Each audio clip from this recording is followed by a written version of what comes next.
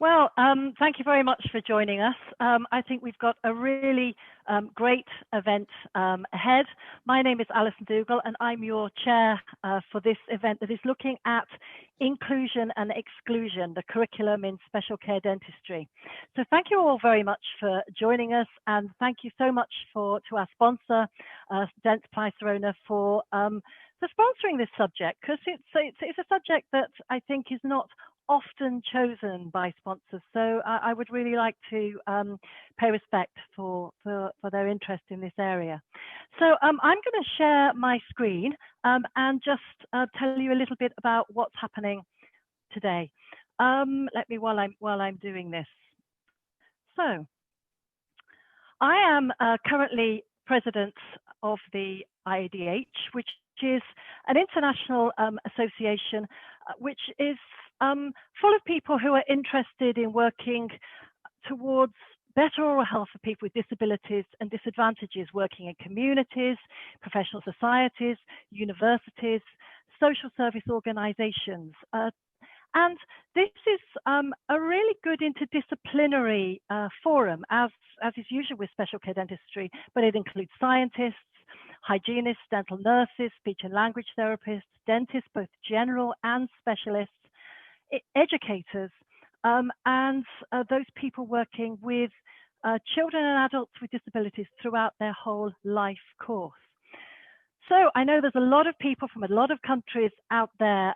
In IADH, we've got 8,500 members interested in people with disabilities working in 30 countries throughout the world. We've got a memorandum of understanding with FDI regarding the health and dental care of people with disabilities, and a really, really close working relationship for actually a long period of time with ADEE. And it's really that we're celebrating today, because again, with ADEE, we realize that for people with disabilities, the social determinants out there already create significant inequalities for people with disabilities. And then the way in which a society perceives disability adds additional effects. But wherever people live in the world, it appears that oral disease and oral problems still remain on the whole untreated amongst people with disabilities. And when treated, there are inequitable outcomes.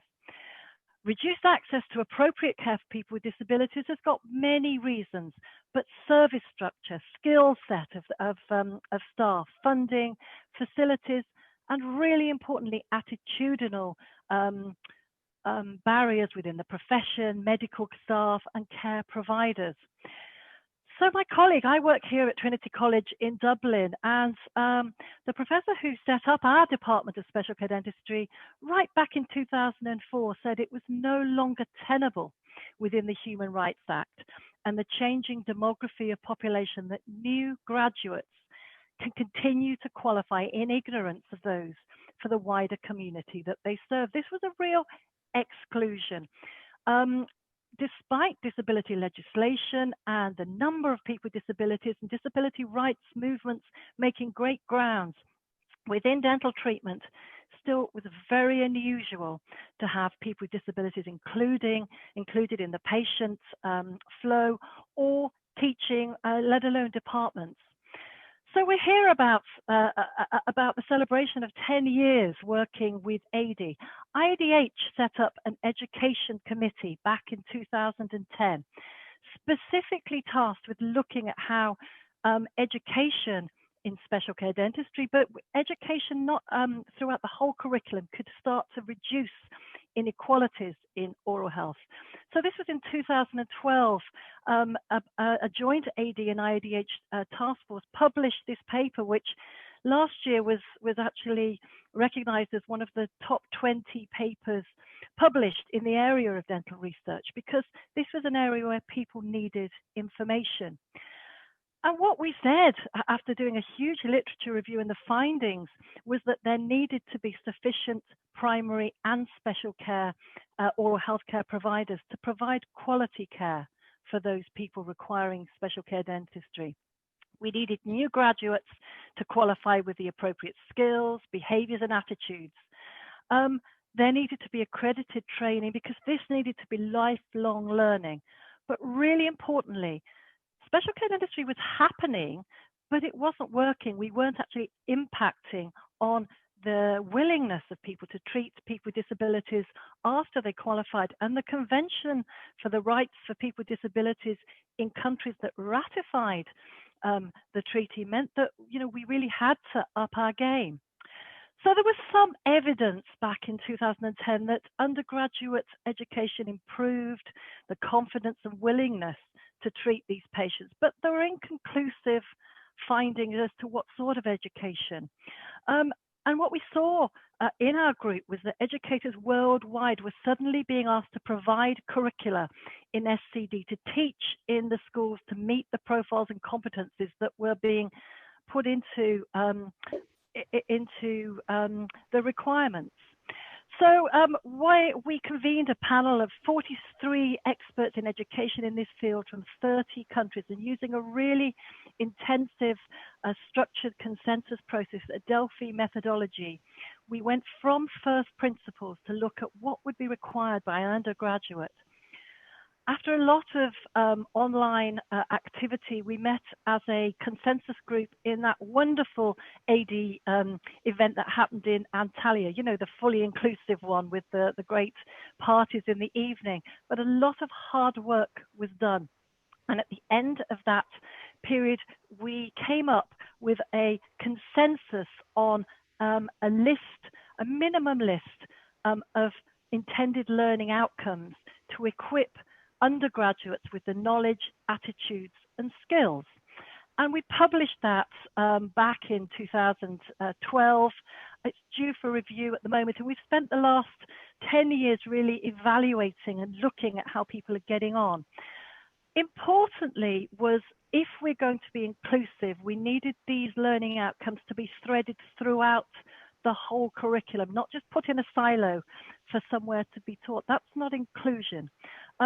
So we actually mapped in 2014 all of those learning outcomes across the profile and competencies from ADEE, so that those learning outcomes would not be something separate, that the special care dentistry and disability was not somewhere else. Just an example, the communication outcomes meant that for the curriculum that already existed, that communication that looked at how to communicate with people with sensory or cognitive impairments, that skills were, that students were able to identify and modify communication, and they could use culturally sensitive and inclusive language. Sasha Scambler is going to talk a little bit about language after we speak.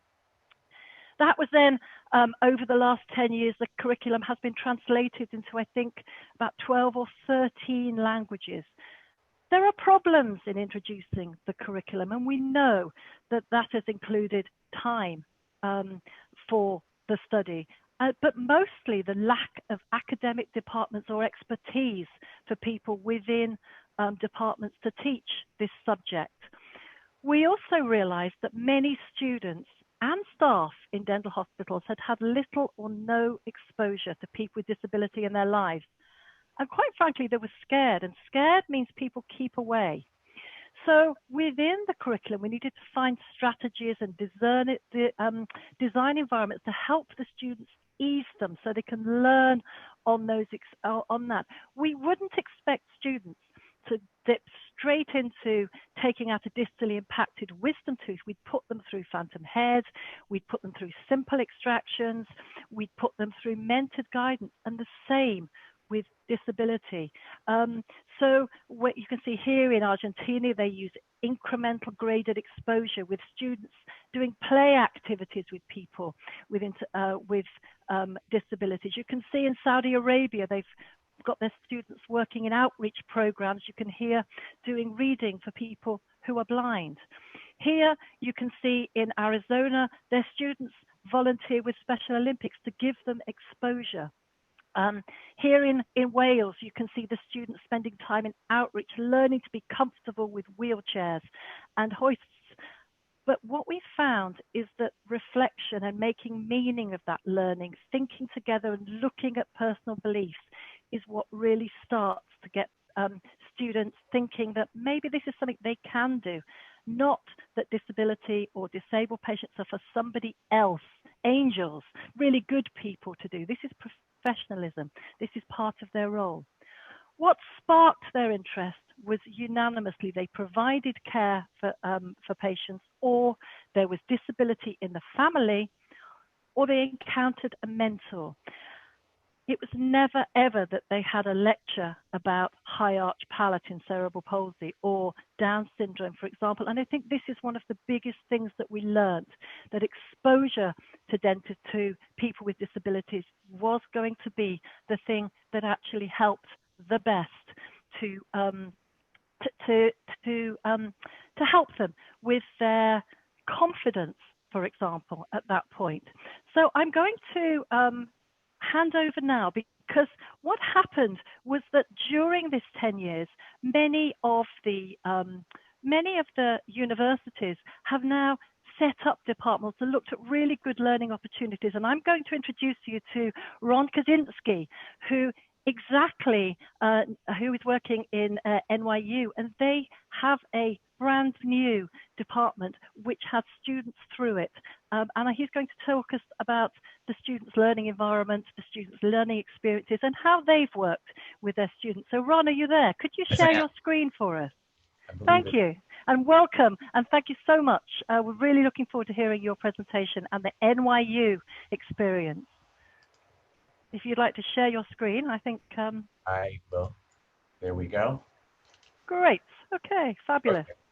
Well, thank you, Allison. And I think we echo. It's very interesting to hear, from the worldwide perspective of the same things that we are, the same obstacles that we have in this community in the United States is really have been echoed in many of the things that you said. So a few years ago, our dean, Charles Bertolami, had seen a patient sitting in the waiting for an accessoride, which is a program that we have here to shuttle patients back and forth to the college. And he felt like we are not doing a very good job here and that we could do better. So Dean Bertolami put together a consortium of people. There were about 30 of us on the planning committee, and brought a group of people together to help to create a center in which we could offer respectful and dignified care to this patient population. So this is a little bit of, an embrace. And what we want to do here was to have our students, as you said before, I love that slide that said, stop. I think because that's what everybody normally did would be students would say that we can't treat you, we have to go to the operating room. And we really felt like we could do a better job in training our dental students to embrace this patient population instead of turning them away. So with that,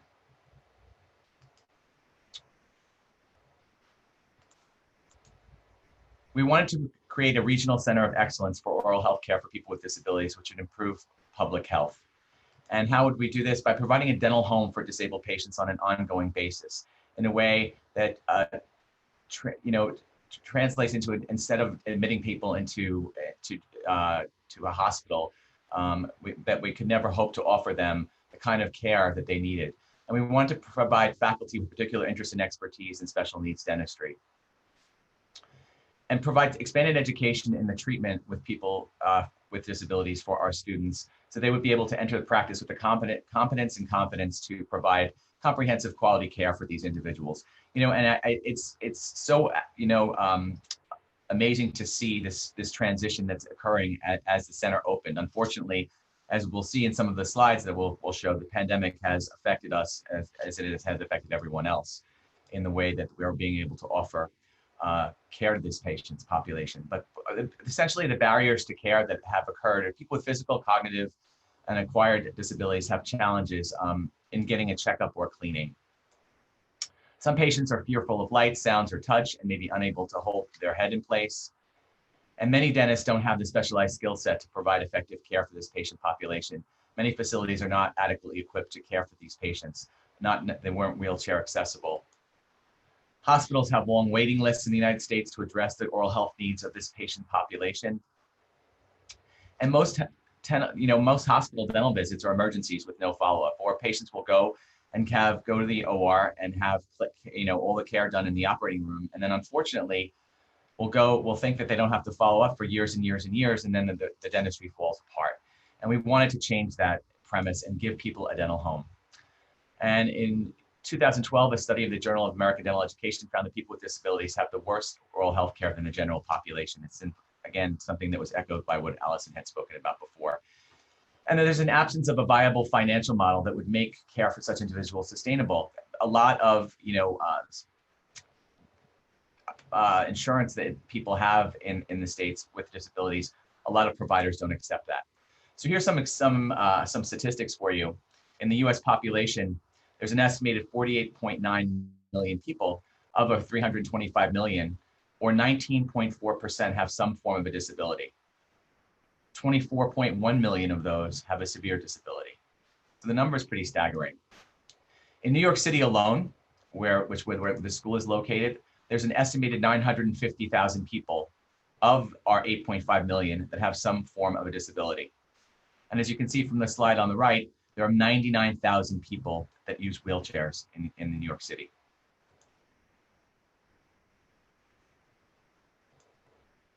So what happens when you have a lack of access to oral health care? Well, again, we have a recourse to a hospital operating room. Routinely, people have been waiting for 6 months or longer, followed by a protracted period of dental neglect, which can result in rehospitalization, you know, in 18 to 24 months. So we said we can do better and we must do better. And that's the adage that Dean Bertolami had gone by. I'm not going to spend the time showing this, but this was just, this video was shown about talking about access to care during COVID and the limited access to care that a patient had based upon with the pandemic. And this poor mom had gone months and months and months trying to secure care until they put this up on the news, on a local news station, and finally had a provider that volunteered to treat this patient population. And it's apropos to speak about how COVID has affected this patient population from receiving good dental care.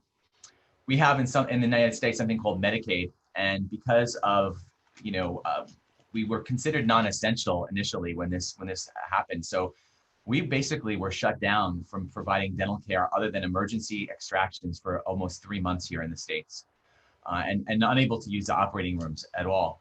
So most of the patients who are with the disabled community who were in group homes and other areas went back home. And the barriers to care that they seen were, a degree of dependence on others. These group homes and the normalcy that these patients had was no longer. They were relegated to going back to their homes. There were many reports that I'll share with you of parents that were, physically traumatized as a result of, their disabled children on the spectrum or whatever other disabilities that they had, who were taken away from the normalcy of their normal day. And that manifested itself in poor behavior, which we'll talk about. Some of the other barriers that we have are finances, as we spoke about before, the attitude of a care provider, having a lack of access to offices, modern parenting skills, stigmas, communication, social role valorization, culture, accountability, and behavior. So these are just some of the access. This is a true story, and this was something that happened when a mother of a 13-year-old just needed help, and she expected a crisis team to de-escalate the situation. But when this child ran away from the police, the officer opened fire on the patient and shot the patient, and shot the child. And this is just, this is a horrible story, obviously, but this is I have other stories whereby providers who actually were moms who I know in the profession who were physically hurt. One mother had her ribs broken because she couldn't find her son's flip-flop, and another mother had her child. She happens to be a dental hygienist, and her child wears a protective helmet, and he hit her so hard that she had ringing in the ears and had to be transported to the emergency room. This is I love this little snippet in this story, and it's a child who is pleading to be recognized as being normal and being and so to his parents, and he wishes that people don't have to be so mean and say not nice things. And I found that this is just resonates so much in the community of the disabled community today. It's so nice when somebody finds a good provider. And this is a story of a 25-year-old autistic male whose oral health journey began smoothly. He was treated by the same pediatric dentist as his sibling, so his dentist was familiar to him. But just before he graduated from high school, his mother learned that the family dentist was retiring. His mother was extremely worried about where she would take him in the future of his oral health care needs, but took the dentist referral. When Tina took Terrence to the new dentist and tried to make the staff aware of his needs, the staff wouldn't listen. And as a result, the visit was a disaster. It was more than 2 years before his mom found another provider. Thankfully, after a long search, she was able to find the right one. Now he looks forward to his dental appointments and smiles all the time. Tina hopes that the profession will eventually embrace the special needs population and feels it begins with a change in attitude. And again, in speaking to what Allison so eloquently delivered, the message is that, and the way to change attitudes is to be able to train dental students in dental school how to embrace and put their arms around this patient and this patient population, so that we have more providers that are able to treat this patient population. Here in the United States, for a number of years, it's been the pediatric dentists who have been relegated to treating these patients. And we are not always, I happen to be a pediatric dentist and a dental anesthesiologist, and I can't handle all the dental needs of the adult patient population all the time. And as a result of that, some of the good care that could be performed doesn't always happen. And I think by training dentists, young dentists, how to embrace this population, we can do a better job. Well, the barriers that people with ID face in the health system matter now more than ever with COVID-19. They can mean the difference between life and death. Healthcare professionals may not know how to communicate with people with ID about COVID-19 prevention and symptoms in ways that they understand. Hospitals are not set up to address the communication and sensory needs of people with ID, which I think is apropos given some of the future speakers. And I think that over 80% of healthcare professionals have never received training on how to treat people and do not necessarily know how to communicate with these people or feel comfortable treating them. So it's not just dentistry, it's medicine as well. And I think that we need to get together with our colleagues in medicine so that we can collaborate and provide good multidisciplinary care. So in addressing a major public health challenge and access to care, we talked about some of the physical disabilities that patients have, the cognitive disabilities that they may have, acquired and developmental. And you can see from the slide, there's a lot of different disabilities that people can have. So we wanted to here's some facts and figures about student experiences here at the center at NYU and what we created. We wanted to change the paradigm for the delivery of oral health care for people with disabilities. We wanted to provide a dental home for the disabled patients on an ongoing basis, and expanded dental education for our students to minimize their apprehension. And just as Allison said, just as we train, young pediatric dentists, about the basic fears that children have, I think that Allison was spot on in what she said about, dental students are afraid of the unknown and we're afraid of these patients. And if we can do a good job of teaching students to not be fearful of this patient population, I think we're hitting a home run. And we want to treat, a lot of these patients have complex comorbidities as well. And it's hard enough to train a dental student to treat a normal healthy patient. When you add a disability and then a complex comorbidity, it really takes it to another level. And I think it makes it even more difficult. The first patient was seen in the Oral Health Center on February 12th of 2019. This was a collaboration that, the 30 people turned into to 20, and with the cooperation, I want to thank Dentsply Sirona for sponsoring this today, and they worked so well with us in creating the center, in collaborating with a lot of the other companies as well. And the center would not be what it was had not been for the help that was offered to us through Dentsply Sirona.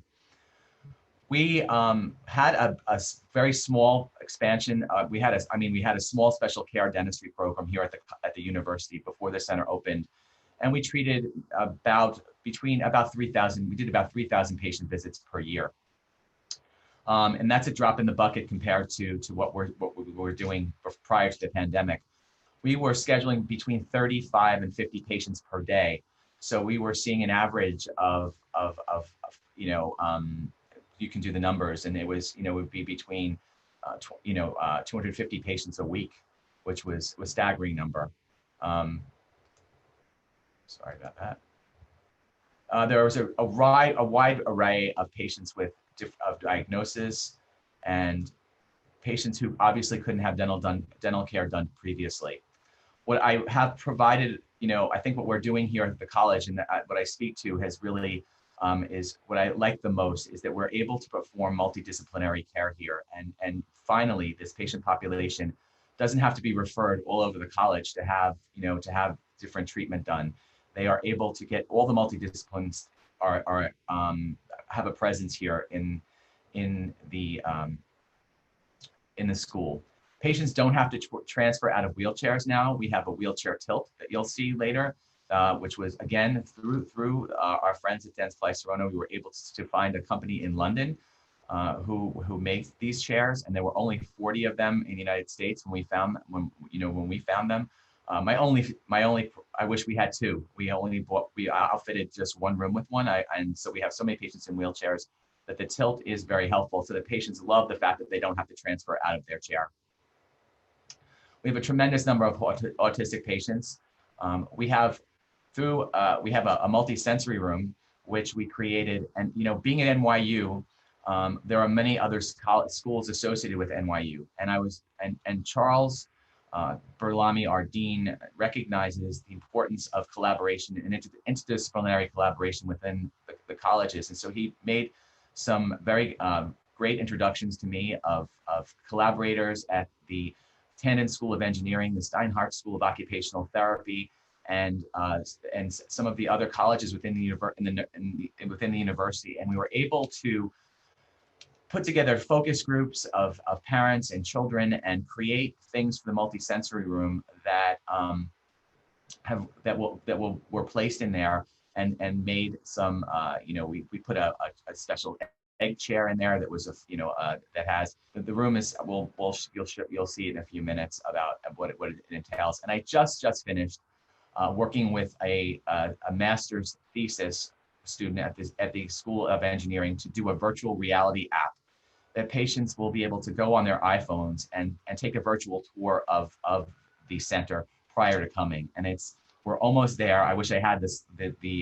He's just about there in creating it, and it's really very stunning. It's so nice to work with the other colleges and bring students together to collaborate to create some great things. We found that challenging moments have brought out the best in the faculty, staff, and the students. We are able to have specialty care providers every day of the week.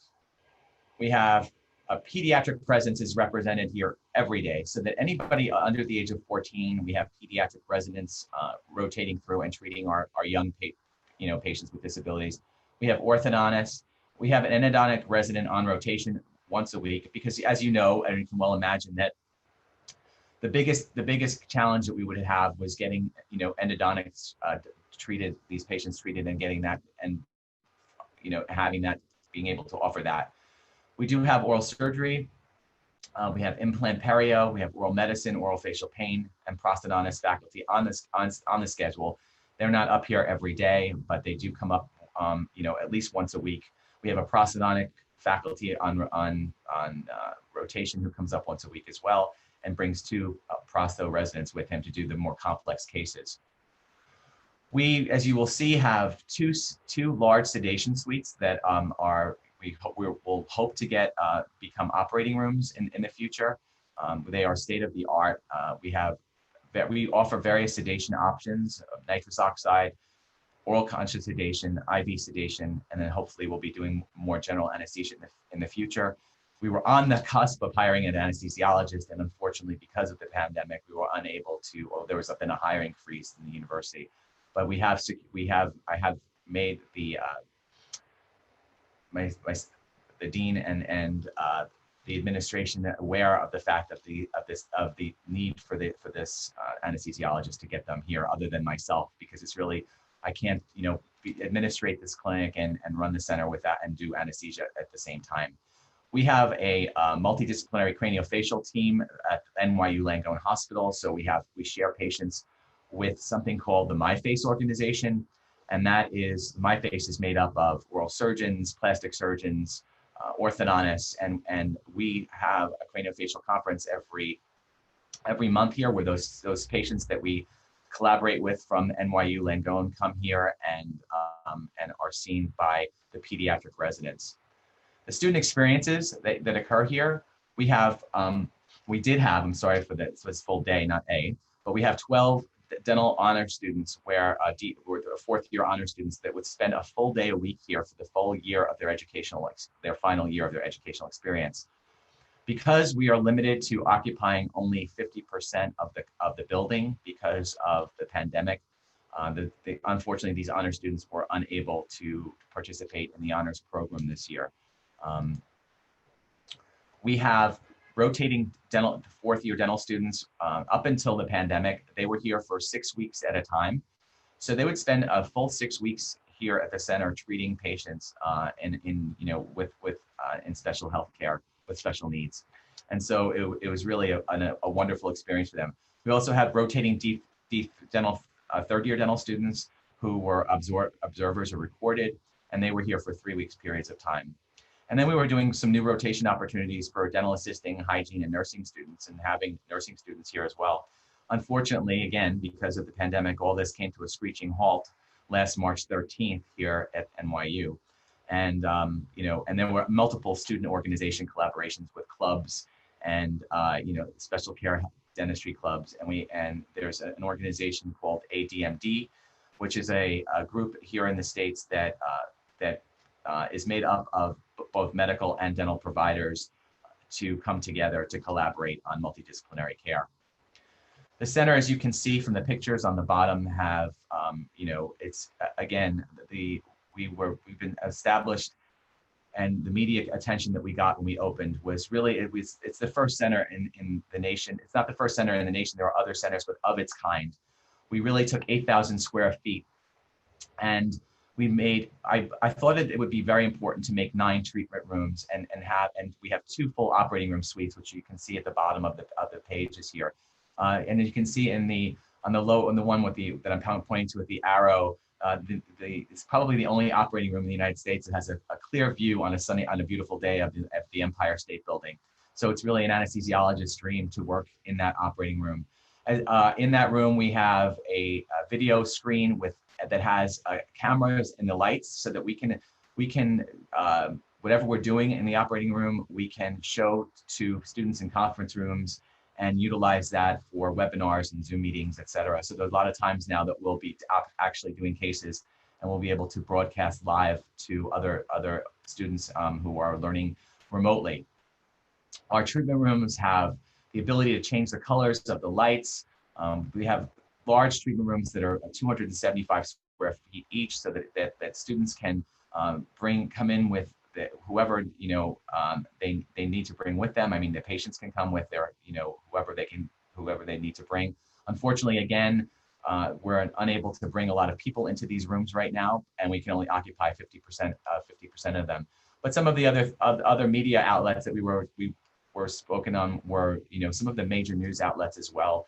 And we had a lot of attention in media that was drawn to us, which has been it was really wonderful, because we had really gained the attention, the media attention. We really took the focus and put it where it really needed on getting these patients and the people with disabilities, giving them a voice and giving them the ability. I had been invited all over the United States to really speak on it, and had gone was supposed to go pretty much to a lot of places all over the world this year. Again, all came to a screeching halt. And speaking of the NYU experience and how we manifested bringing this educational experience to multiple different people. Now, we did not begin to see patients again here at the center until July 31st. And that was not bringing in, the students did not come back into school until September. So when we only had 3 or 4 chairs available, and out of my 9, and all the care that was being provided from July 31st until September was faculty driven. So we actually had myself and some of our other faculty members that are here in the center treating patients. We had post-grad pediatrics patients, students helping to treat some of the pediatric patients as well. But we only had postdoc students here initially. We didn't have undergrads that didn't come back until September. Now we have 10 fourth-year dental students who pair up and occupy 5 chairs out of our 9. We had no D3 students and third-year dental students or honor students as of yet. Some of the different organizations, this is showcasing some of speaking to health and equity for people with disabilities in the COVID era. Some of the distinctive features of the center that we spoke to is that we have 2 fully equipped sedation suites, which you saw pictures of, and you'll see again in the videos that will ensue, and that provide both inhalational and intravenous anesthesia under the supervision of myself and hopefully another anesthesiologist. And this will obviate the need to send patients to hospitals where there are long waiting lists, and that we can provide all that good care for them here. We have operatories that can accommodate wheelchairs, and we do have consult rooms which have for consultation with an interprofessional healthcare team, so that we can have everybody working up here at the same time. We have myself as the director. I had 2 nurses and a social worker. I don't have those people anymore. One of the nurses unfortunately resigned pre-COVID, and the social worker also resigned. So we don't have a nurse right now. We have special service representatives.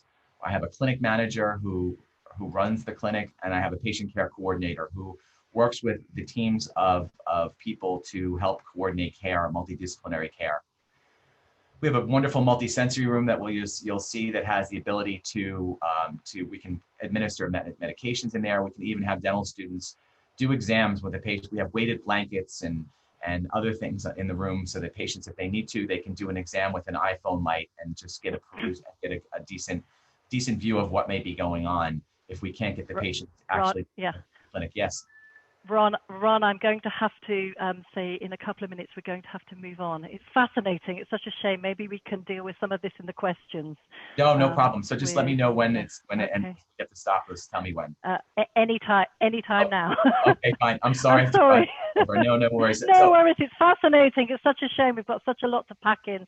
No, we almost ended it. Also, thank you so much for your attention, and presentations are there. So maybe we can share the presentations and some of the people, if they want to watch it at home, they can watch the videos at home.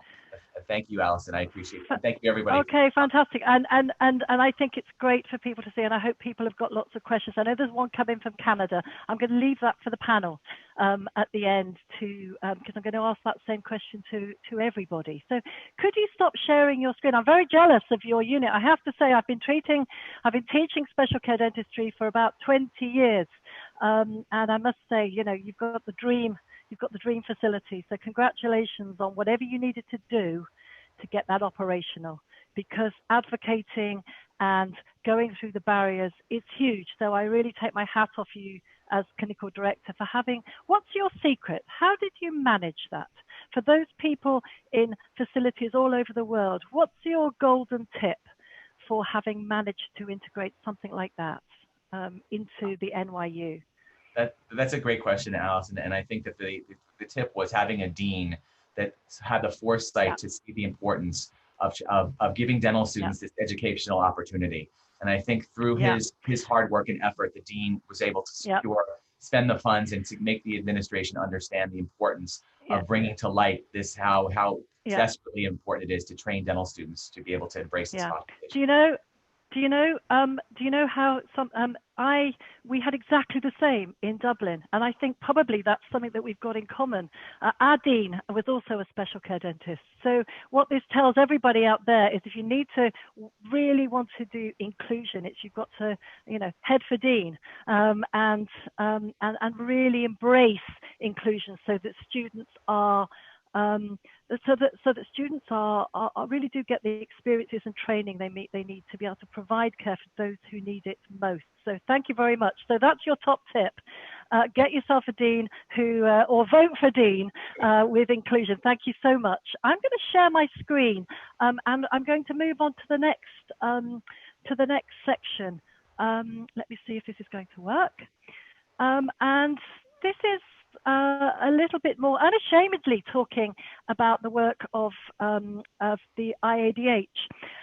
I would like to say that, that you can imagine somebody with disability, the same disability, living just down the road or in the same city from Ron's facility, is going to probably over time have better oral health or be able to participate in dental visits so much better than somebody living in a different area, because disability is no doubt the interaction of people between the environment and the attitudes that they face. And so what we did in the IADH curriculum was try and make the International Classification of Functioning the core being of how we taught students, in that disability is continuous. It's not dichotomous.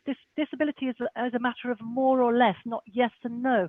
So that we teach the students that that really lots of things that are the things we're always taught about, the impairments, well, that can be overcome, but it's those barriers of that are imposed by the environment that we can overcome to provide care for most people with disabilities without a whole load of kit and a whole load of expertise.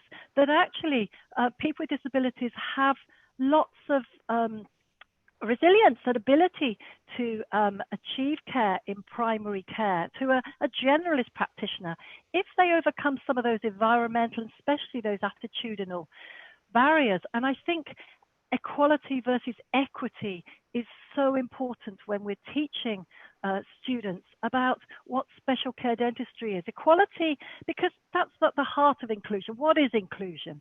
It means that everyone is seen in mainstream if possible, because that's the most accessible, it's the most acceptable to people with disabilities, and in most cases it's perfectly appropriate.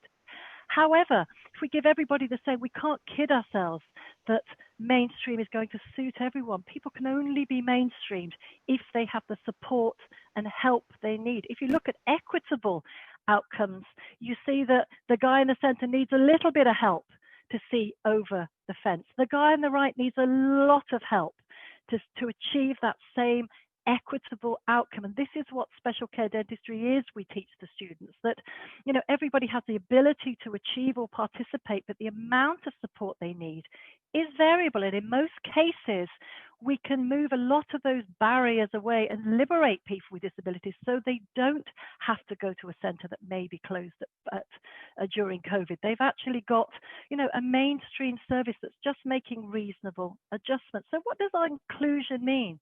Inclusion means a wheelchair tilt in your local health care center, or for somebody who sees a lot of people, a lot older people with disabilities, for example.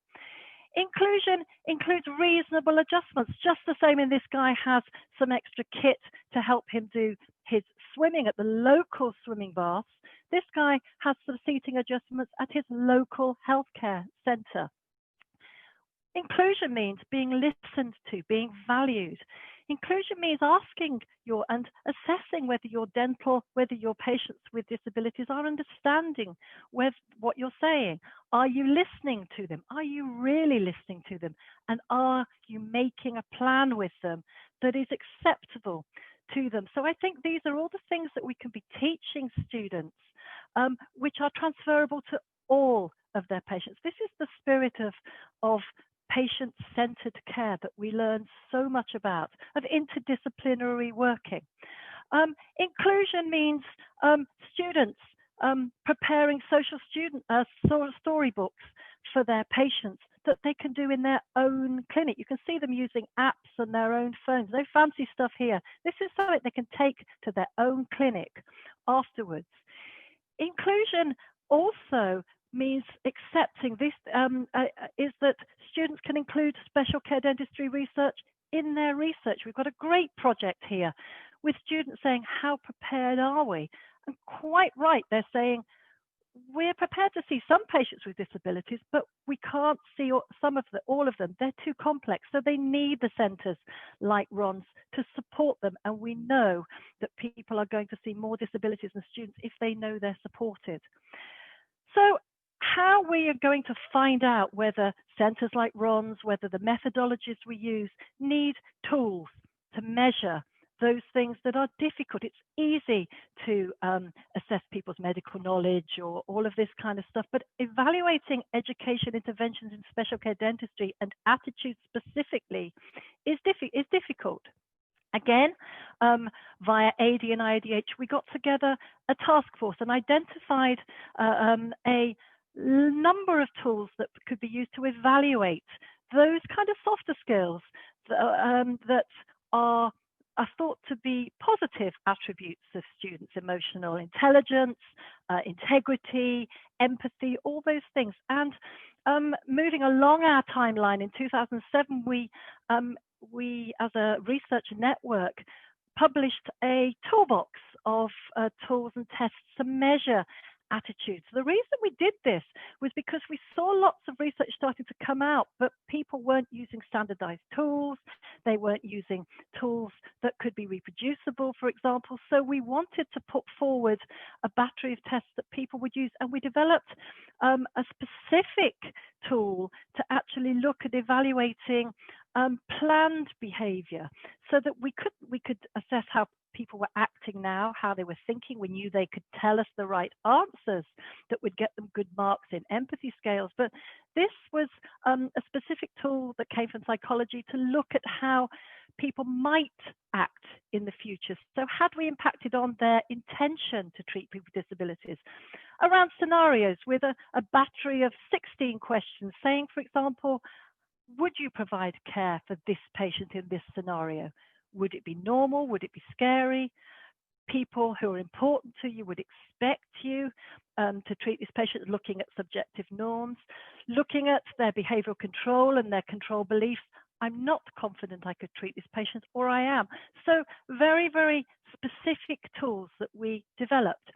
And I was delighted when we held our 50th anniversary research awards this year. ADEE always award and collaborate with us with our educational research, that a lot of those tools had been used in the education awards this year. So I'm very pleased to introduce to you two of the winners of our competitions this year. The first is from Spain, and this is, I'm going to just stop my screen here, and I'm going to ask Matthew Diniz to share his screen.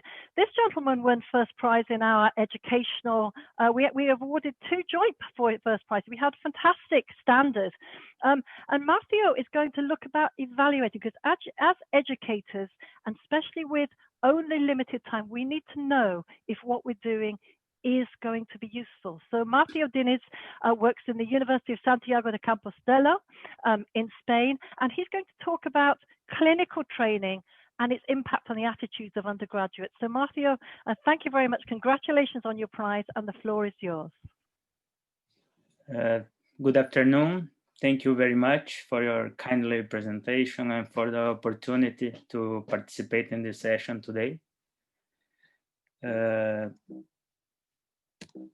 I'm not sure if I can go ahead.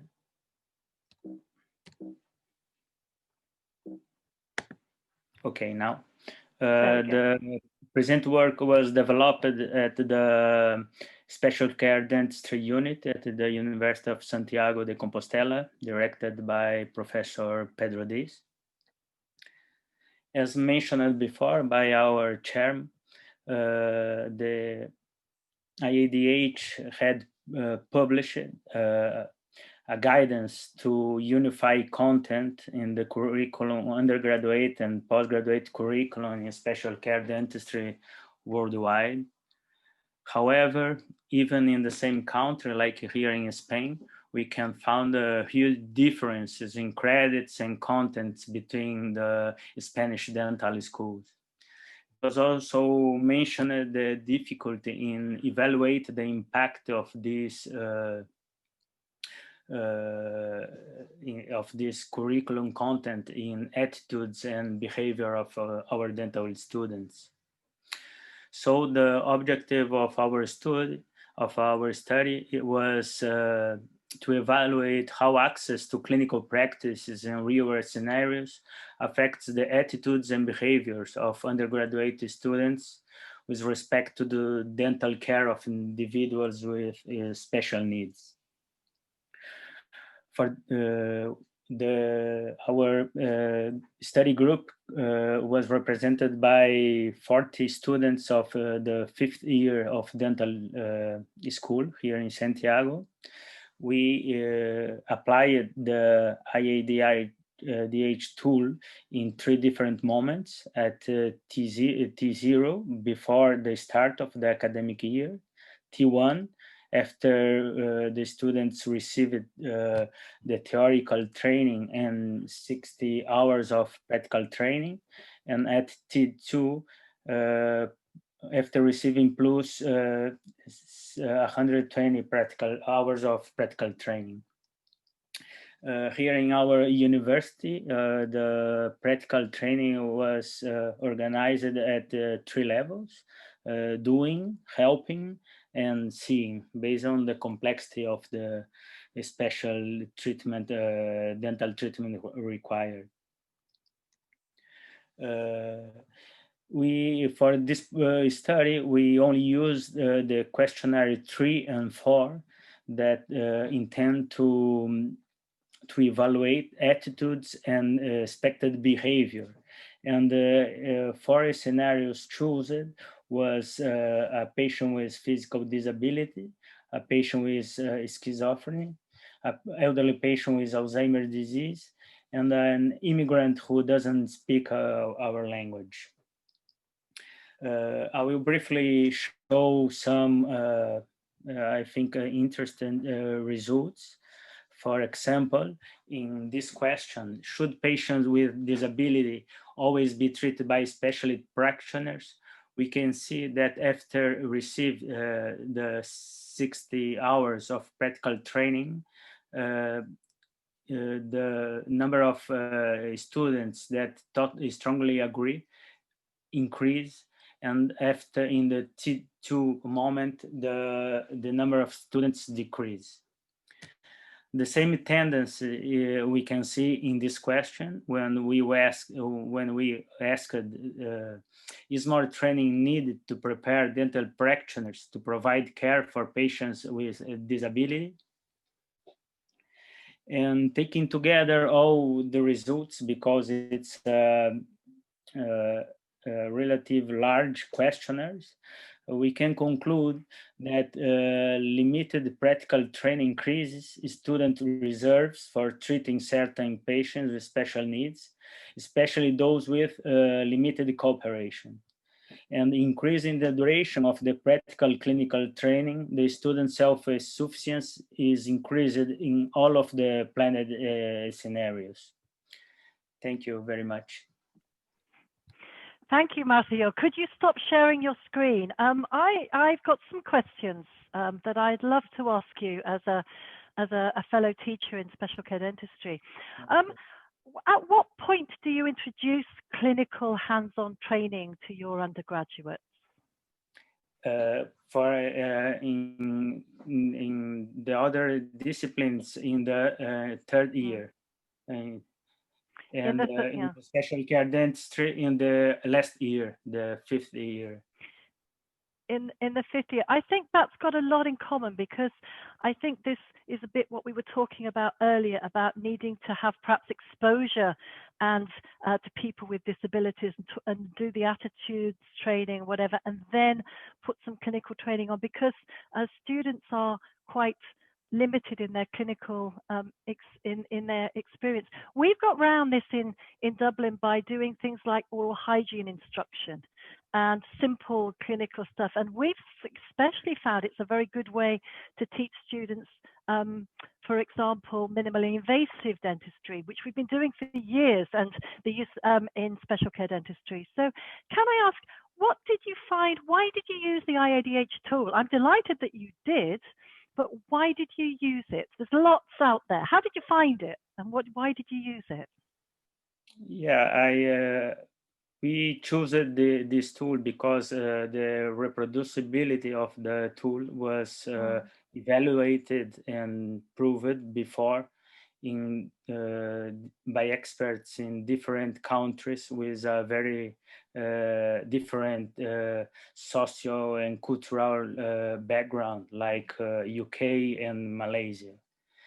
And I think one of the first advantages of this tool is because is this versatility, because you can adapt it not only to different social cultural backgrounds, but also you can adapt each scenario to different levels of complexity based on the clinical competence of the respondents. Yeah, thank you. I'd just like to thank you for your work. It's great to see a brilliant researcher from an oral surgery and oral medicine background becoming interested in this field and doing such rigorous research. So if you'll join us on the panel later, I'm sure there'll be more questions for you. I'm now going to introduce our other winner from our educational session, and that is Dr. Maz Ahmed from Malaysia. And if you'd like to share your screen, Maz, Maz is going to talk about their experience in Malaysia about teaching communication training and how this impacts on dental students. So thank you very much. And again, Maz, congratulations on your win, and congratulations on the amazing work that you've done in Malaysia. I remember in Antalya 10 years ago, two people coming from the University of Malaya saying they were thinking of starting an undergraduate program. 10 years later, I know that they sent specialists off to Australia to be trained. I know they've set up not only an undergraduate program, but now the first postgraduate doctorate program, absolutely forging ahead. So I know you've been instrumental in that. So congratulations on that too. Like Ron, we've got to have these people leading this very strongly. So congratulations, and I'm really looking forward to hearing your presentation. The floor is yours. Okay, thank you, Alison. Can everyone hear me? Yep. Okay. Yes. All right. So, okay. Thank you. Thank you to ADEE and IADH for allowing me this platform for me to share the research that I've done on my students and involving people with disabilities in Malaysia. So, okay, my name is Mas Ahmed from Malaysia, and today I'm going to present my research entitled Sign Language Communication Training, Impact on Dental Students' Empathy, Learning Experiences, and Attitudes towards People with Disability. So people with hearing and or speech impairments, or I will refer to HSI, demonstrated poor oral health status, high burden of oral diseases, and low dental attendance. Patients perceive that they face difficulty to communicate with the dental team, and dentists demonstrated lack of empathy and competence when managing patients with HSI. On the other hand, dental students cited lack of comfort, and they have inadequate clinical exposure and training at undergraduate level in managing these patients. In order to improve the quality of patient care, dental professionals need to learn an effective method to communicate with these patients.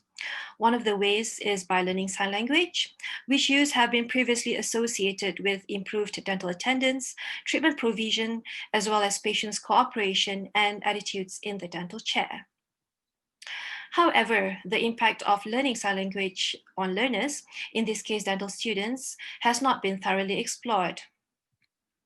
This study was undertaken to evaluate the impact of training in sign language communication, or SLC, on dental students' empathy and attitudes towards people with disabilities, as well as to determine students' perception of the training program. 28 first-year dental students were randomly selected to participate in the program, developed by myself and deaf trainers. Participants answered the validated Toronto Empathy Questionnaire, or TEQ, and the Attitudes Towards Disabled Persons Survey, or ATDP, before and after the program. The program consisted of a 14-hour hands-on practical session delivered over 7 weeks, followed by a 3-hour visit to a deaf school where participants conduct activities in sign language. Students also wrote a reflective journal to note their learning experiences throughout the program. Quantitative data were analyzed via PET-T tests using SPSS, whereas qualitative data were analyzed via thematic analysis. Following the program, participants demonstrated a significant increase in total mean empathy score of the TEQ from 47.1 to 52.3.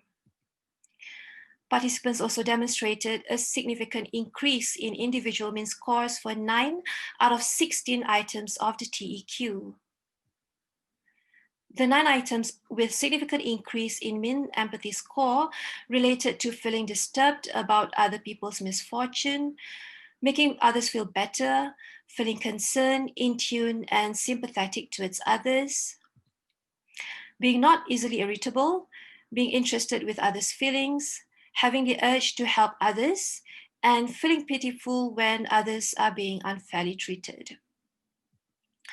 In terms of attitudes, participants demonstrated a significant increase in ATDB mean score from 62.5 before the program to 68 after. Students perceived that the learning program enhanced their disability awareness. They are now more aware of the deaf culture and disability issues. It was noted that this knowledge would be valuable and applicable when they practice dentistry later. They also feel more enthusiastic towards helping people with disabilities to access quality oral health care while promoting their welfare and rights for inclusivity and equity. Students opine that the program helped them to acquire essential abilities such as communication skill, as they now feel more comfortable to interact with deaf patients.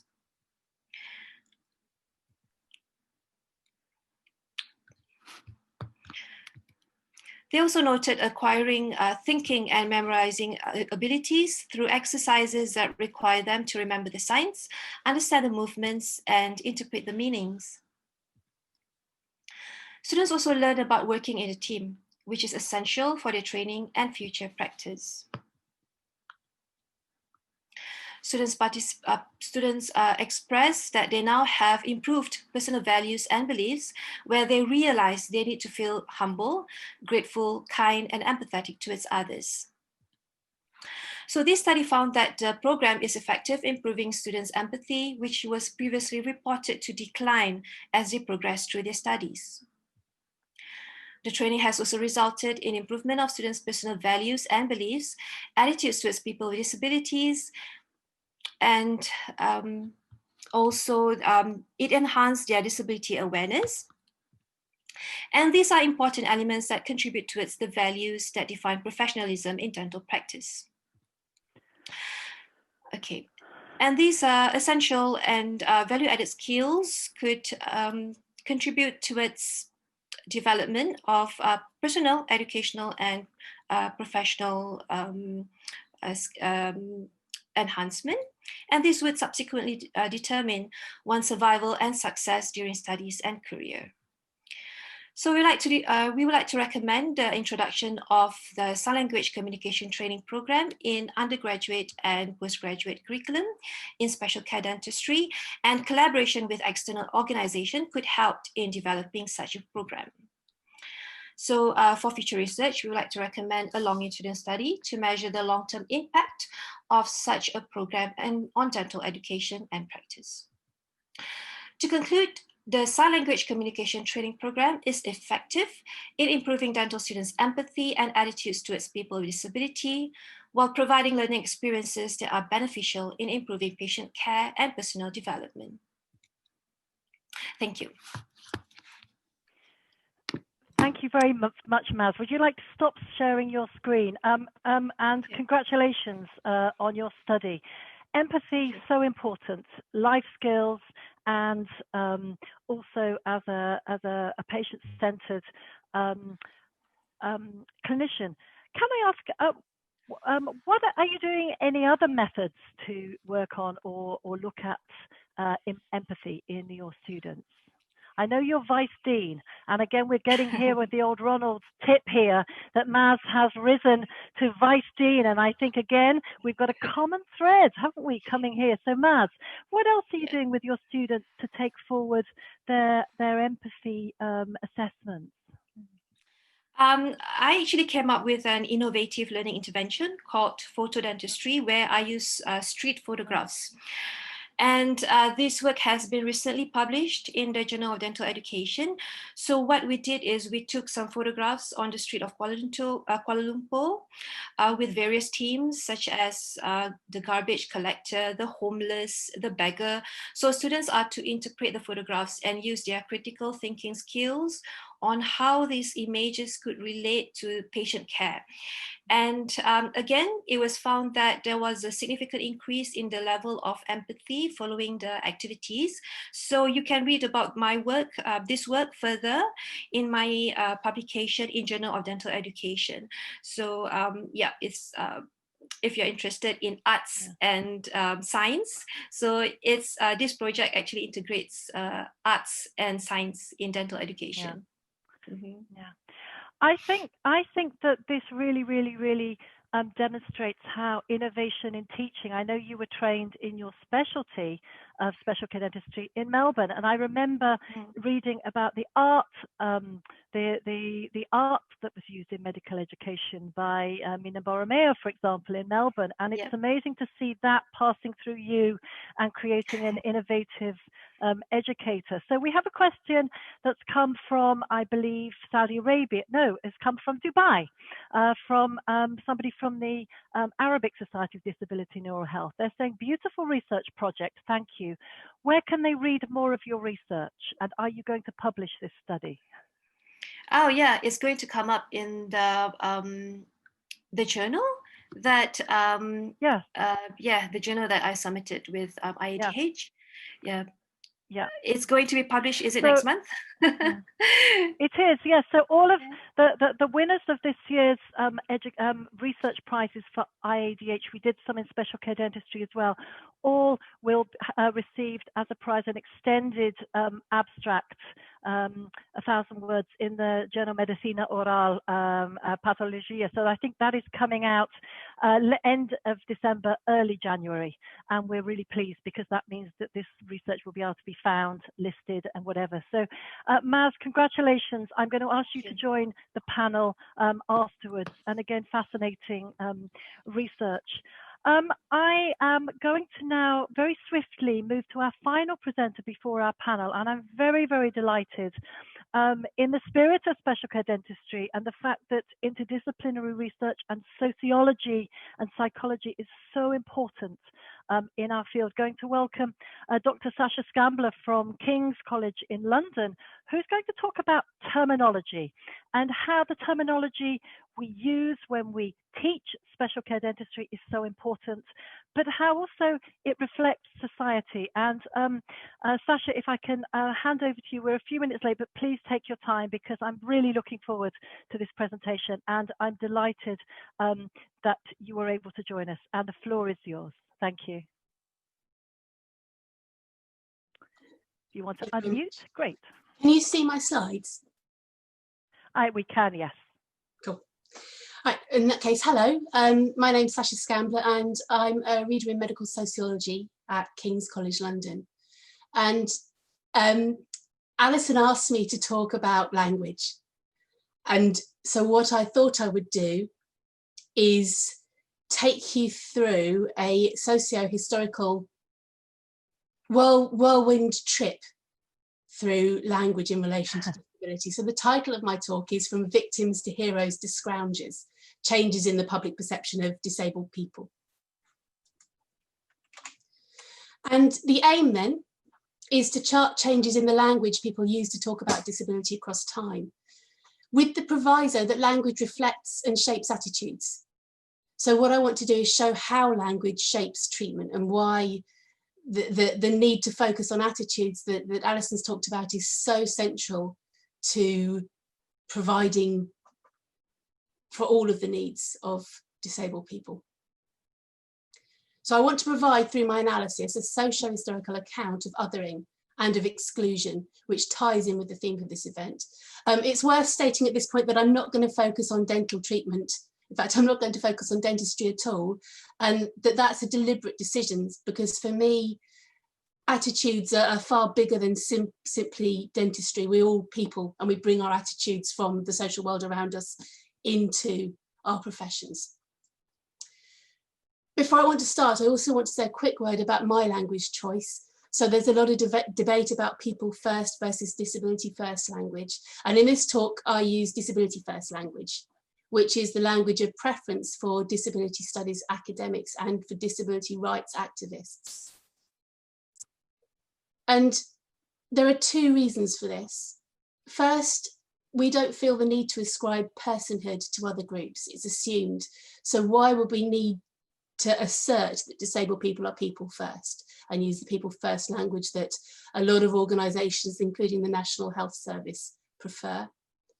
The second and more important point from my perspective is that person with disability ascribes the disability to the individual. It belongs to them, whilst disabled person focuses on a person who is being disabled by the society that they live in, placing barriers in their way. So for me, disabled people is preferable and fits better with the social model approach to thinking about disability. Can I also just apologise for the fact that the examples I'm giving are largely UK or European centric, but my suspicion is that many of the themes are relevant and recognisable in other areas too, albeit to different degrees and at different times.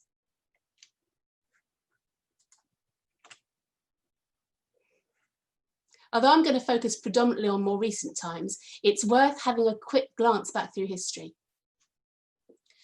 And that brief glance tells you that negative language about disability is consistent and comes from many different sources across many different times and many different places. So this quote comes from the Old Testament of the Bible, from Leviticus 21, verses 16 to 20. And it states, "The Lord said to Moses, say to Aaron, for the generations to come, none of your descendants who has a defect may come near to offer the food of his God. No man who has any defect may come near, no man who is blind or lame, disfigured or deformed, no man with a crippled foot or hand, or who is a hunchback or a dwarf, or who has any eye defect, or who has festering or running sores or damaged testicles." A detailed list of people to be excluded. And what's clear from this is the othering of disabled people and the exclusion of them from, in this case, religious ceremonies.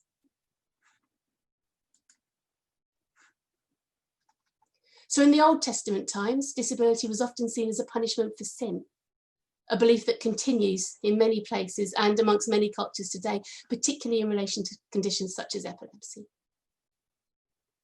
A brief look at different points in European and predominantly UK history shows then that although the terminology has changed, and perhaps at times it's less overtly negative, the message of difference, of othering and of separation are clear throughout. So in the late 16th century across Europe, madhouses and asylums were established to segregate those who were considered different from the rest of the population. And these institutes housed people with a vast array of disabilities and long-term conditions and provided little in the way of care, but acted as a way of separating them out from the rest of us. Many of these institutions also provided access to the general public who could pay to come and observe the people within. By the late 18th century, there had been a move towards medicalisation and the idea that medical interventions could be used to treat disabled people. Treatments, however, were often radical and without much in the way of scientific rationale. So whilst the institutions themselves improved and often morphed into kind of quasi-medical hospital-style establishments, or what we used to in the UK call long-stay hospitals, the processes of segregating and separating disabled people from the general population largely continued till the 1960s and 1970s. And this heralded the start of the independent living movement, which started in Scandinavia and spread to the UK and resulted in the move to the deinstitutionalisation of disabled people, moving them into community-based care settings. It's worth noting, though, that this came with a focus on normalisation, the idea that we needed to make disabled people normal, in quotes, so that they were able to integrate better. So even while we were advocating integration, there was still the rhetoric of othering. and making the abnormal more normal. And alongside this, there was a challenge from disability activists and academics against the medical model, promoting a social model approach. I'm not going to talk about that, but it's just worth noting that that's where that came in to the discussions. So what can be seen then is a move from viewing disabled people as oddities, to be feared or laughed at or pitied as tragic. And medicalisation can be seen to have heralded this move, largely, seeing disabled people as impaired and treatable with the aim of returning them to normality. What you've got here is a selection of images, which for me kind of epitomise this first type of exclusion. So two of the images that you've got are of charity collection boxes that can be found on the streets of the UK, one from the 1980s and one much more recent. So the charity box from the 1980s shows a sad looking girl with her head hanging down, clutching a teddy bear and looking tragic and pitiable while wearing a caliper on her leg. The message is clear: I'm pitiable, I need your money. The second is of a collection box which was more recently used, which reads on it, charity box for especially difficult children, by which they mean disabled children. And underscoring all of this is the othering of disabled people as different, as needing to be separated out from the rest of the population, as in need of charity and as being pitiable.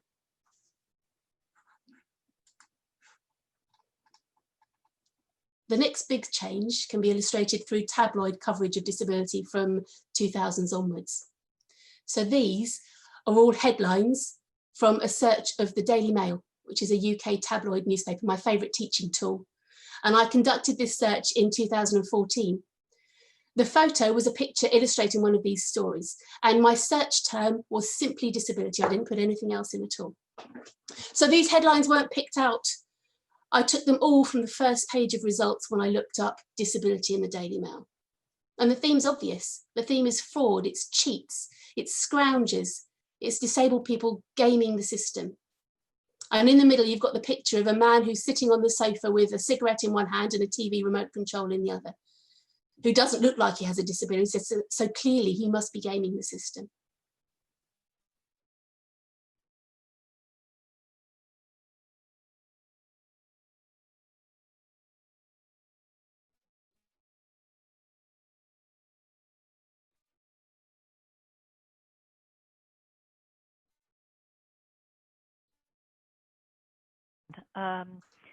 Sasha, I think you may have frozen. Has anybody else lost the sound for Sasha?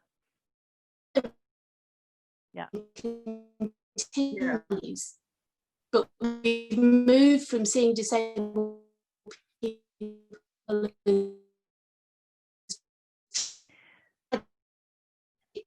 victim. Sasha, I don't know if you can hear me, but we've lost your sound. She's gone. She'll be back. But in the meantime, I've got some great questions out there while we're waiting for Sasha to log on. We got a question from Yogesh Bulsara, who wanted to ask the panelists, how many clinical sessions on average does a dental student have attendance at a special care clinic during their undergrad program, whether it's observational or hands-on? He wants to ask everybody.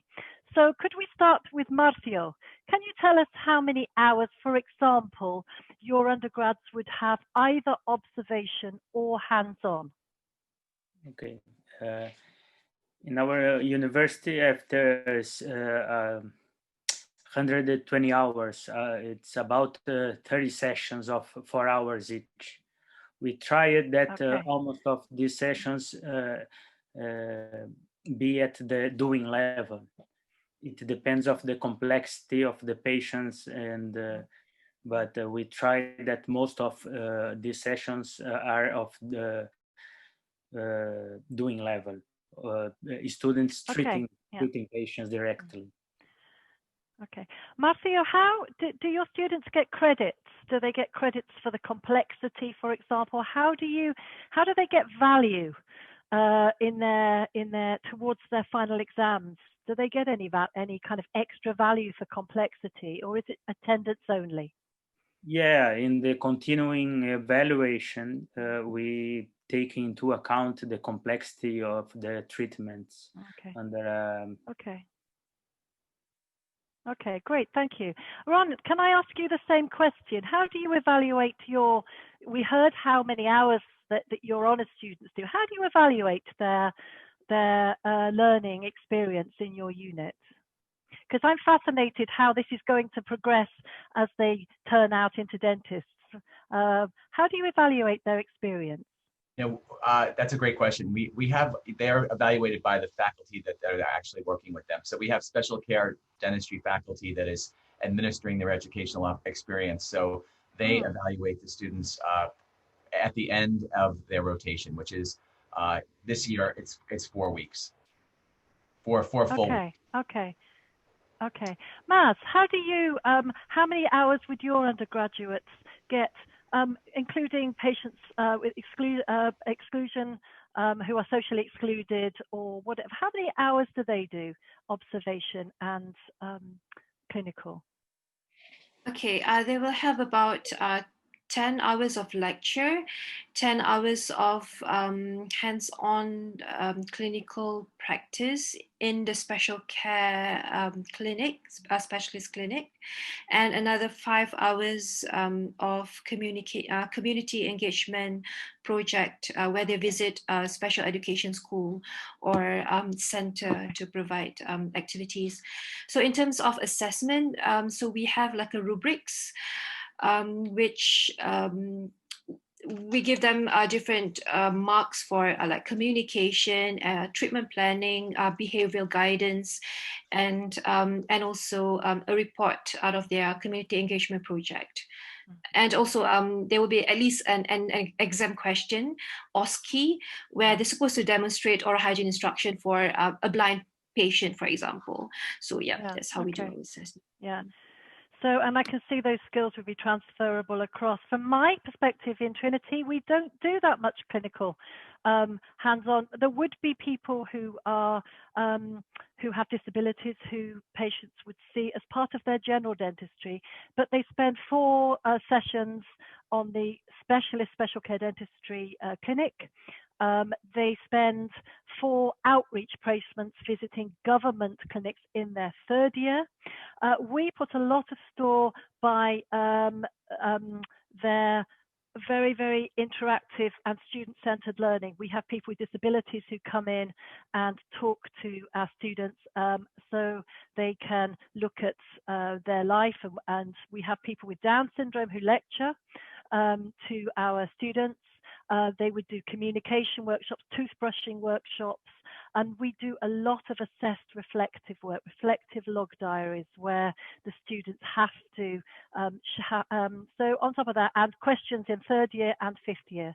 So less physical clinical work, but a lot of assessment, and you can fail in Trinity if you don't pass your special care dentistry module. And I think that's really important because sadly we know assessment drives learning. So we have to make sure that this is an accessible situation. Oh, Dr. Scambler is back. Sasha, would you like to share your screen and come back to where you were, which was in the middle of the Daily Mail with a guy lying on the sofa, who evidently could never have any kind of social or emotional disability. But let's go back. Thank you. Thank you. Sorry about that. I think that's Brexit Britain in practice. So, tabloid media coverage of disability. Carried out by Glasgow University, as I was saying, in 2012. And they looked at media coverage of disability in the first decade of the 2000s. And what they found was a significant increase in reports with a focus on disabled people, and that these reports had increasingly political slants to them. They also found a decrease in articles which were sympathetic to disabled people, and that in particular articles which focused on mental health or hidden disabilities were particularly unsympathetic. So during this period, articles focusing on benefit fraud almost doubled, along with an increase in articles focusing on the burden of disability, not to disabled people themselves, but to everybody else. And articles which looked at the political and social context in which disabled people were living, looking at things like poverty rates or low educational achievement or lack of service provision and so forth, were very rare.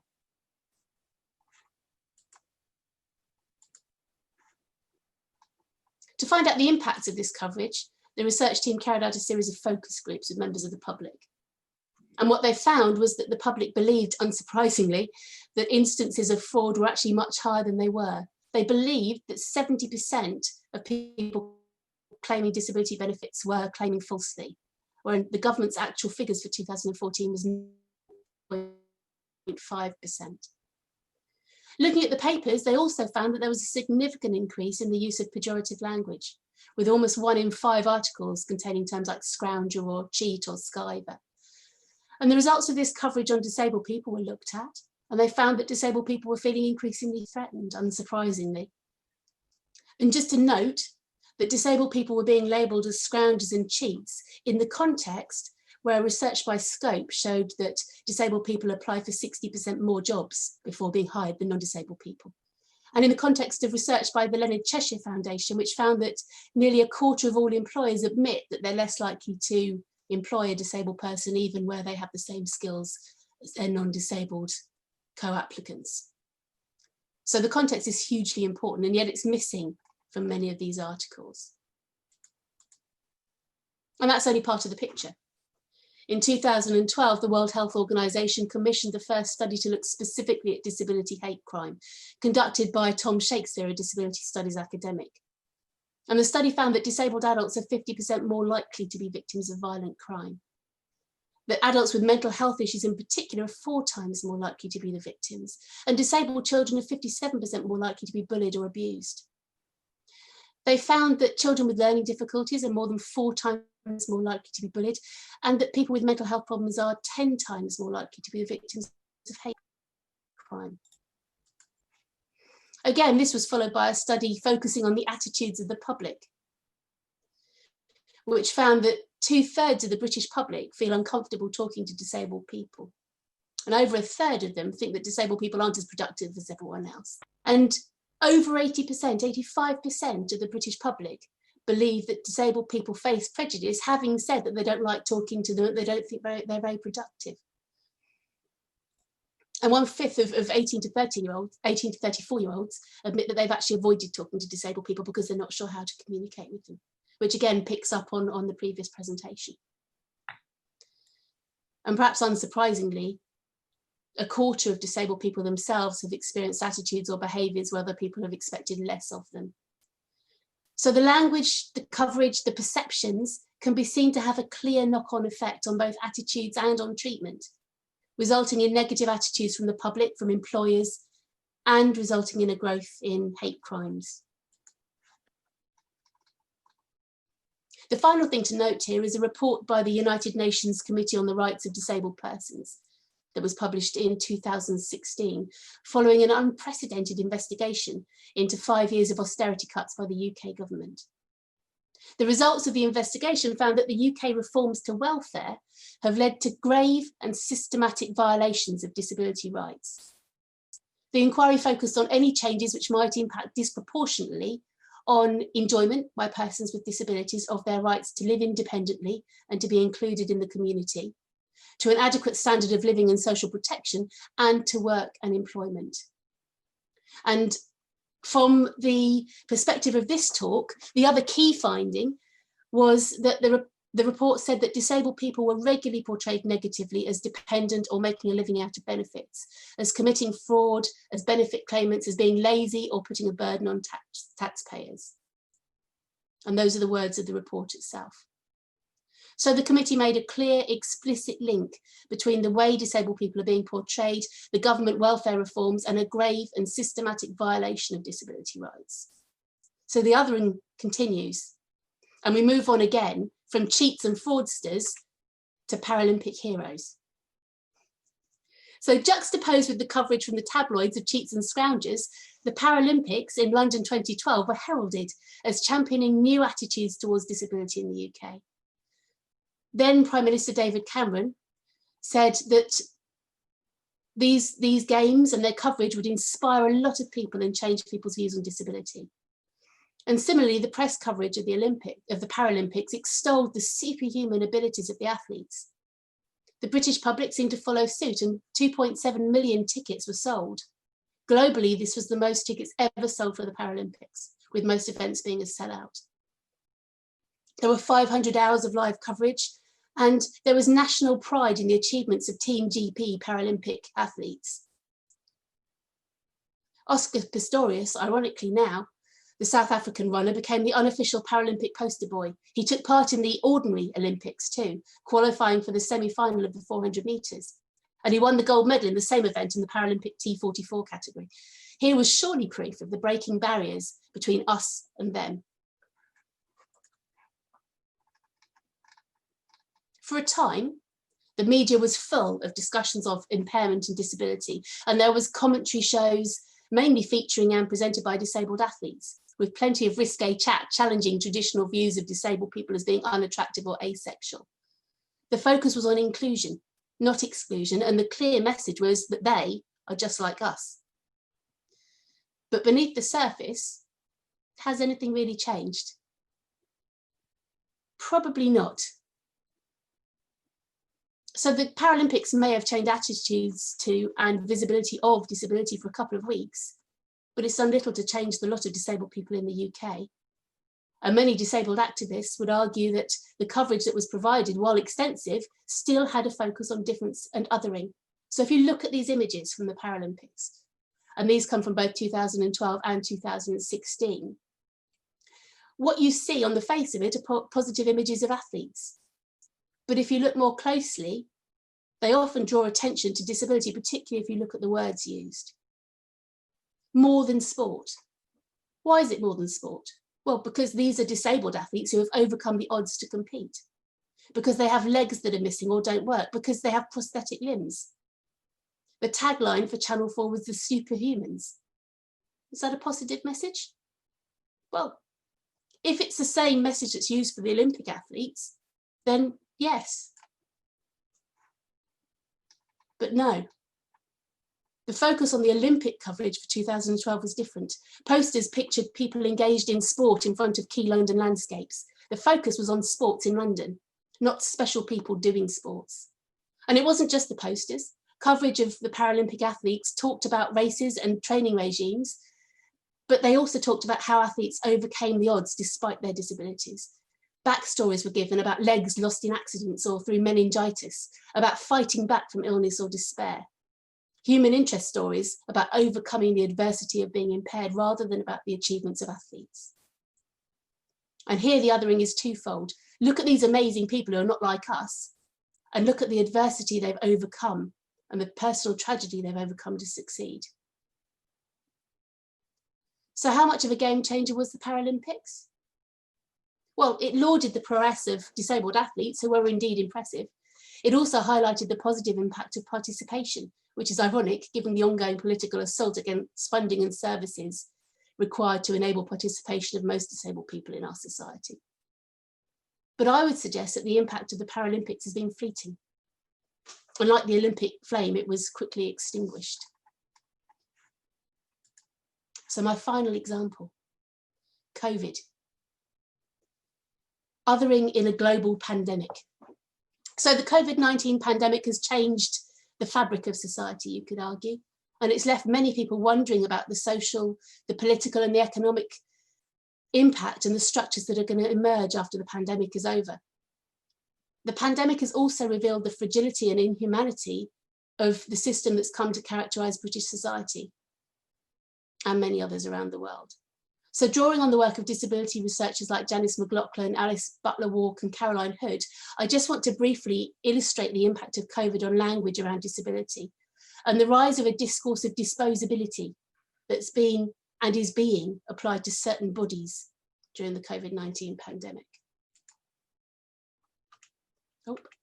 Guidance from the Centre for Disease Control in Atlanta in the States states that based on current available information and clinical expertise, older adults and people of any age who have serious underlying medical conditions might be at higher risk of severe illness from COVID-19.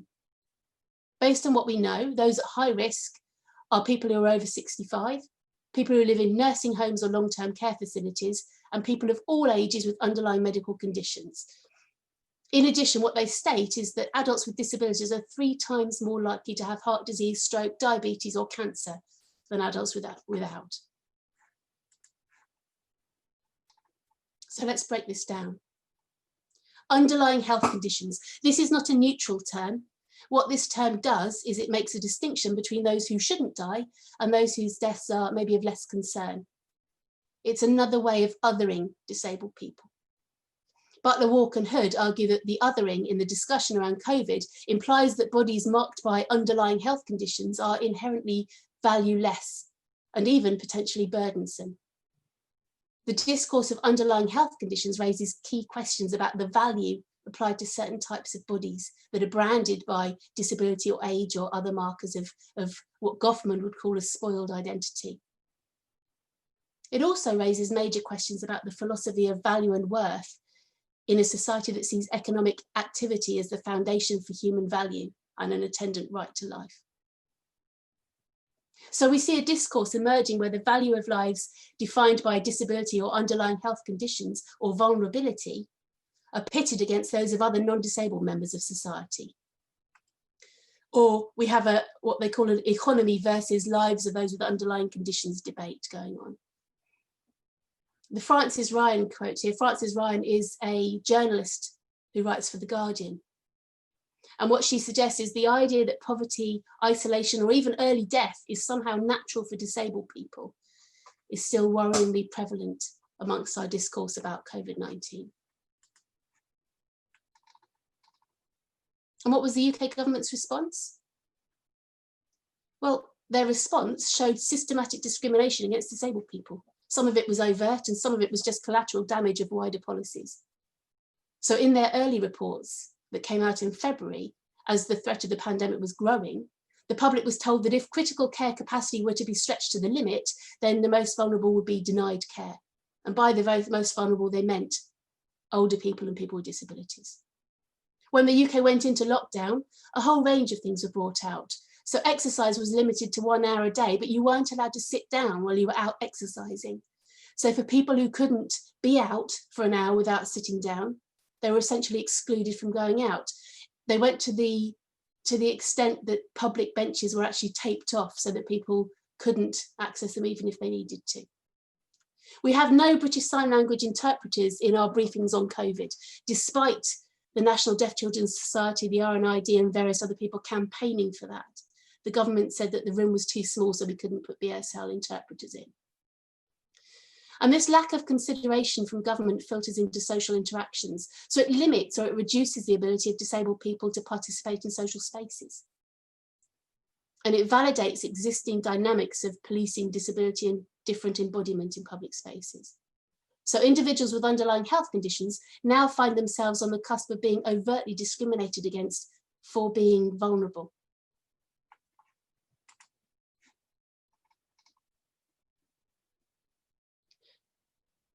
So as McLaughlin argues, disabled people are routinely excluded from social life through words and through actions.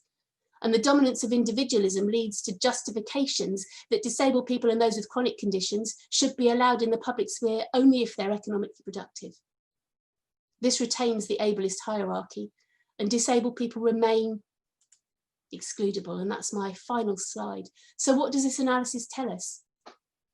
It tells us that disabled people are always excludable. If you think back through the examples I've given, they're excludable from religious worship and from communion. They're excludable from the very communities and families that they were born into. They're excludable from economic and social participation in society, from the identity solely as athletes in the sports that they compete in, and from the right to have their lives seen as important, to the extent that treatment can actually be refused. So the times change, the means of exclusion change, the language focus changes, but the othering remains. But I do want to end on a positive note. There are many improvements in the care and treatment of disabled people, and there have been huge advances in access to quality general and dental care. So we're moving in the right direction. But it pays to be aware of and to challenge assumptions as and when we see them around us, or maybe more importantly, when we recognise them in ourselves. So attitudes and assumptions for me are the biggest barrier that disabled people face. And in the words of Hughes and Patterson, any barrier is a potent reminder that disabled people are always excludable, as inclusion is always conditional on someone else's perception of who belongs where. Thank you. Sorry about the catastrophic Wi-Fi event.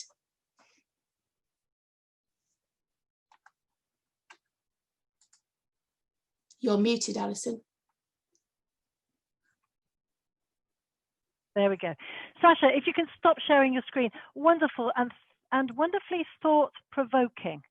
And I think that's the best thing we can do with our students. We can make them think. We can make them think about their own attitudes, and they can verbalize them, and we can have these conversations. And I think that certainly during COVID for us, when we've been teaching online, having time for these big discussions with students, making them think about that big old chest that you can't see people with disabilities in general practice because they take too much time, or there's too much money that is required, is such a big misnomer compared to, for example, people are willing to speak to the parent of a child for ages about whether someone needs orthodontics. But if it's someone with a disability who needs a bit longer, then that's somehow wrong. But I remember Clive Friedman from Canada saying that we need to teach students that this isn't charity, that certainly in most cases this is something that should be equitable, and in fact in many cultures is payable, so students can get paid in general practice for doing the work. It's not a charity situation. So thank you so much. You really for me highlighted the hierarchy of disability, that, you know, and I think that's why Marcio's talk was so interesting, because his scenarios looked at different types of people with disability, not the big pushers, the autism and Down syndrome, but included people with psychiatric disorders and people, you know, for whom English isn't their first language. And so I love the fact that IADH disability or special care dentistry is for those people whose social, physical, medical, emotional, behavioral, cognitive impairment impacts on their ability to maintain oral health. But I think we've had a fascinating discussion, and I think that Sasha's made us all think, and it's so important to look at these things and get these conversations going. We've got a couple of questions, and then we'll have to leave off. It says somebody is, Ron, wanting to know about the business model for your center in NYU. Can you share that? The business model, meaning, I wish I can elaborate on what you mean by the business model. Yeah, I think that means how are you funded for such spectacular wonderfulness? So, thank you for it. Now I understand. So, that we had them because we're so tuition based here at the college, and we're so large. That we had, you know, every year the dean will look to a project. So we had to spend our own money. So it was the project ended up costing us almost $13 million. So we had to use our own money for this, and the dean at that time has to go to the administration and ask if we can goes to the president of the University of NYU and ask if we can spend the money. So it was essentially our own profits that we utilized to create the center. Yeah. Okay. Thank you. Thank you. We've got something from Barry Quinn, who's asking all panelists. We need to clarify for our students and colleagues the correct languages. Some use disabilities, some use special needs, some use specially abled, super determined, you know, all these kind of the kind of stuff. What's your comment about that, Sasha?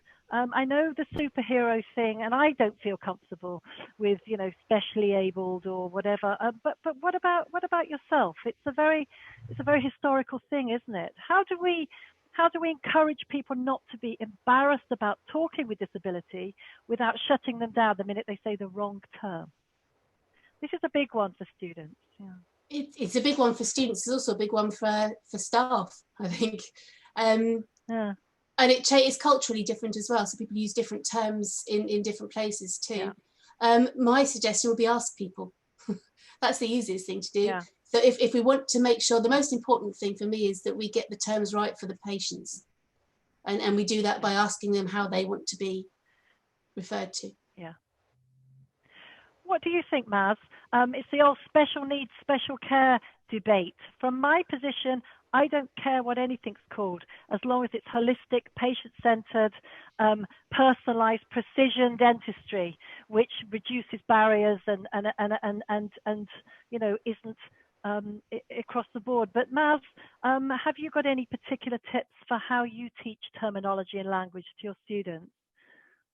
Yeah, it's a tough one there, because even in Malaysia, we use different terms for different occasion.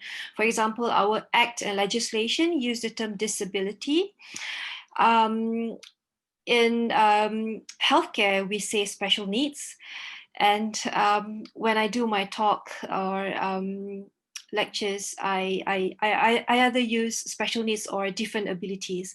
So I suppose I need to see who I'm speaking to, so not to suit myself with the environment. But yeah, it's a tough one there. But we use the term special needs and disability when it comes to healthcare. Yeah. Marcio, any tips as somebody for whom English is not your first language? This is often difficult for people for whom English is not their first language to get the cultural right. Any tips that I know you're Brazilian by birth and moved to Spain 15 years ago. Is that right? Sorry, can you repeat? I know you're Brazilian. I know you're Brazilian by birth, and I know it's difficult for people for whom English is not their first language to sometimes know which is the culturally acceptable term for that other place that you're living in. Any tips or any comments? Yeah, I agree that we maybe in different occasions, it depends of the people that we are talking. Yeah. Here in Spain, we use the term special needs patients. In some occasions, persons with disabilities. Yeah. For me, I think I don't know about you, but for me, there's only really one no-no, and that's the R word. I think so many people with disabilities do not like the word retarded, that we really have to join together and say, you know, although it's you know, it's appeared for so long, and especially in research and still is in, you know, coding, I think mentally retarded is something that we're all trying to move away from. But whether it's intellectual disability, whether it's ID, whether it's learning disability, I think there's really no true. But I think that my personal is when patients come to me and say, I've got a case of Treacher syndrome, or I've got a case of Downs here. I don't like people being called a case. I think this is a person living with diabetes, or a person with a diagnosis of diabetes, or somebody who, but I think I've got a case of diabetes is the thing that I feel uncomfortable. That really means that we're not seeing the person, we're seeing. So that's my no-no. I think we all have our personal no-nos. Ron, have you got a personal thing that upsets you that you like to correct? I think exactly as you said, Alison, I think that the R word is something that I don't like being utilized, and I try to discourage students. You know, the term, people like this term here in New York, this, and then the capital ability has been utilized a lot, and people have been, you know, gravitating towards utilizing that word. Okay. We've got a hold up. I know Dennis Murphy from ADEE will be thrashing me. We've got one more question from Oman, and they're saying the challenge in Oman is getting enough clinical exposure for our undergrads. What's our advice other than changing the dean? I hope your dean's not listening, Nadia Al-Kindi from Oman. Any advice for moving things forward? Maz, any advice for increasing the likely exposure? You need to go out. You need to go out and look for your patients. If you were to wait for your patients to come to you, you have to be very, very lucky. So a lot of extramural mobile dental clinic activities, voluntary CSR that we do to expose our students. My own tip, Nadia, is that to work in pairs, that students get confidence from each other, so two students can have an experience at the same time. I think it's just slowly. I think as certainly the move towards interdisciplinary care and things, then I think that special care patients or patients with special healthcare needs can offer lots of things in one learning experience: medicine and surgery, communication, ethics, law. So I think that if patients can be seen as offering lots of advantages within the curriculum, then we can perhaps get students who are given more curriculum time. When curriculum changes, that's the time. If a curriculum is being looked at, is being under review, that's the time to get in and restructure. What about you, Marcio? Any tips for getting? You've got huge amounts of clinical time. That it looks fantastic in Santiago. How can Nadia get more clinical time in Oman? Any tips? I don't know. I think because our unit is working much time with this kind of patient, and now is a reference center. So we have a lot of patients for all parts of Galicia, our community. So we have a wait list to treat all of these patients. I think, and then we'll go to Ron, I think that the establishment of an academic department is key for the research, for the expertise, and then slowly build the clinics like Ron has done, or like that. I think that the academic specialty to lead the teaching, so it's not piecemeal, so it can be coordinated through the years. I think it takes time. Nadia, I know that relatively your course is young and you've done amazingly to establish it in Oman. So I think patience and resilience and tenacity and keep going. Nothing is, this is a long race. So just straightforward. We've got we've got some nice comments coming in before it, but we've got from Steve Perlman, who's the Director of Special Olympics, Special Smiles. We have a memorandum of understanding between IADH and Special Olympics, and I know a lot of our members have great success in their students volunteering for Special Olympics, not only to see the positive roles of the sportsmen and sportswomen, but also looking at the abilities, and I think this is a great learning experience for students when we know that they are scared to be around people with disabilities. But it's a good way of them learning the language. It's a good way of them seeing positive images. So you're very welcome, Steve. And I see Alan Wong's here as well. Clive Friedman is here. He's got one last thing. He wants to ask who used the IADH curriculum to design their programs. Can we have a show of hands? Yeah, for me. We did.